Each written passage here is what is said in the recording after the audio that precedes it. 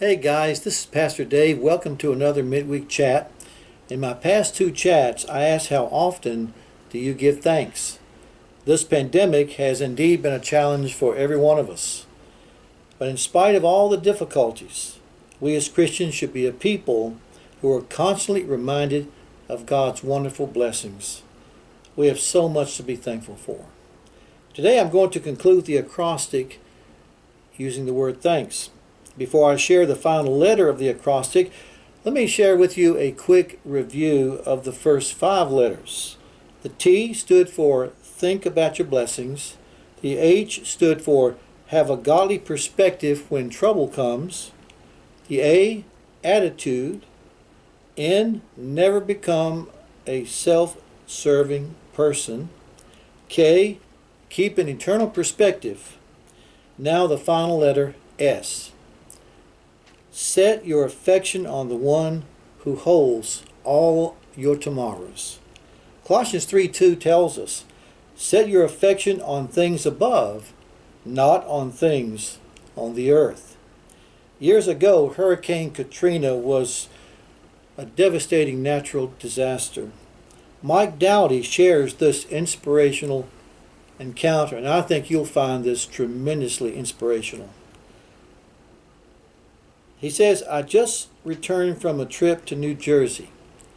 While en route there, I was stuck in traffic on Interstate 81, just below the Virginia state line, Bristol, Tennessee, due to a traffic accident with a fatality involved.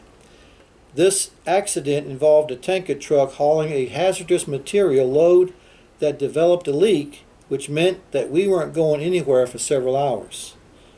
After being told by the Tennessee State Troopers that we would be sitting still until the cleanup was completed, I set my brakes on the truck and got out to stretch my legs.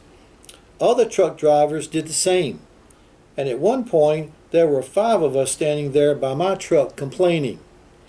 Sitting right beside me in the left lane were 2 elderly people in a Silverado pickup truck, which was loaded quite well. The man Joe lowered his window and asked what was going on regarding the traffic situation. Soon we were all talking with this couple. I mentioned that if I had known about this, I would have bought something to drink, water, for I was becoming thirsty. The lady, Anna, said that they had plenty of water and sodas in the cooler in the bed of the truck and offered everyone present something. While she was back there, she said that she also had plenty of food and asked if we would be interested in a sandwich. After some urging from Joe, we agreed to a sandwich. While Anna was making the sandwiches on the tailgate of the truck, she was singing like a songbird. To be close to 70, I guess, she had a remarkable voice. When she finished making the sandwiches and putting everything up, Joe raised the tailgate of the truck to close it.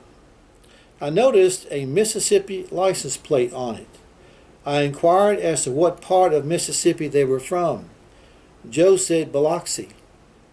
Knowing that Biloxi had been ravaged also by Hurricane Katrina, I asked if they sustained any damage. Joe said that they lost everything but what they had on and what was in the pickup. All of us drivers tried unsuccessfully to pay them for their drinks and the sandwiches. They would have nothing to do with it. Joe said that their son was living around Harrisonburg, Virginia, and that they were going there. He was in the real estate business, and that there was a home that became open, and they were going to start all over there. Starting over at their age would not be easy. I will soon be 48 years old, and I have to say that I have never eaten a tuna sandwich with side orders of reality and humility. These people lost everything except the pictures, important documents, and some clothes. Joe had managed to get their antique heirloom grandfather's clock into the bed of the truck, and Anna got her china and silverware, but that was all. These wonderful people lost practically everything they owned and still would not accept any money for their food and drinks. Joe said that it was better to give than it is to receive. They sought refuge behind a block wall that he had built years ago, and they watched their belongings and their home disappear in the winds of Hurricane Katrina. Joe said that during all this, he had one hand holding on to Anna and the other holding on to God. Their truck and themselves came out of Katrina unscathed. As I stated before, Anna was singing a song while making the sandwiches. The song is titled, "I Know Who Holds Tomorrow," an old gospel song.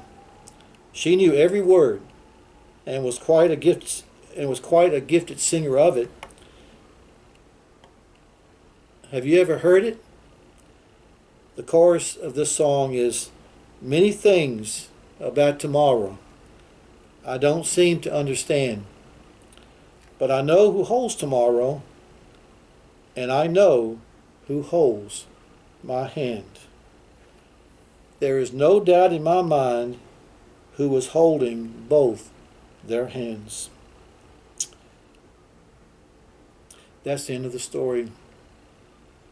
And I trust that they're doing well in the Harrisonburg area.